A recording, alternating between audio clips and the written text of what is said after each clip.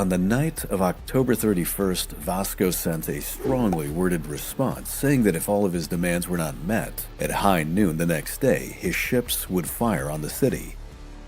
That night, the Portuguese scouted the harbor looking for the best firing positions, while the warriors of Calicut began digging trenches, reinforcing them with wooden barricades, and positioning their own cannon to fire back.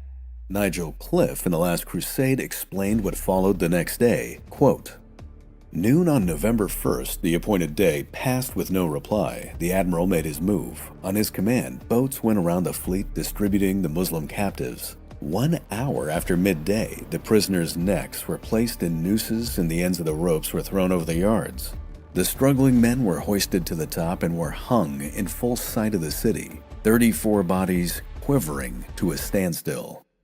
On the shore, the swelling crowd watched in horror. Then the rest of the ships opened fire and the Indians were forced to flee.